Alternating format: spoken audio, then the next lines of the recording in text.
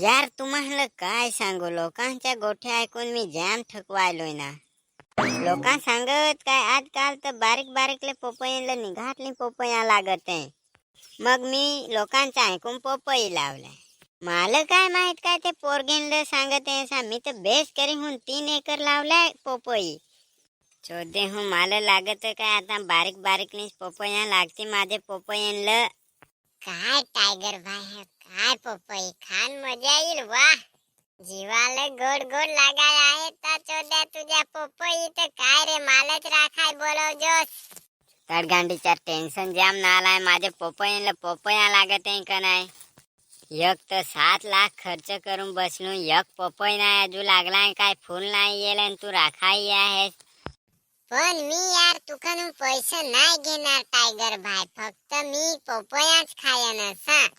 झंडू यार तुला काय सांगू, गलती गांडीचे वाणी आहे. आपली दिसत नाही आणि दुसऱ्यांची दिसत आहे. ते जाऊन दे, तू मिलिटरीची जे तयारी करस. लोका सांगत आहे काय 84 लाख जन्म घेन मग माणसाचा जन्म येतो. त्याही सरकारी नोकरीचे चक्कर माझ्या जवळला तर मग जगाचा काय फायदा. आपला बिझनेस मध्ये काय ये काय जा का नाही. पण यार मला राख नाही है पपई राखायला. तुझा एक पपई पण आठवून चोरी करून देणार.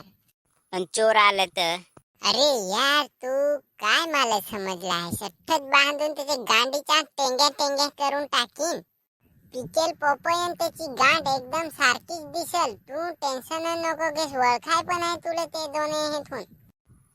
पास पडला सो काय, उद्यापासून तू कामाला लागूनच जाय. पगार काय देसे. अरे यार तू माझा दोस्तारच आहेस ना, खान पेन 2 लाता दिन. चला तर मग दोस्ताराव, माझी तर नोकरी लागून गेली. तुम्ही आमच्या चॅनलला सबस्क्राईब करूनच जास. कसं काय आता पपया पिकती तर तुम्हाला बोलवणच.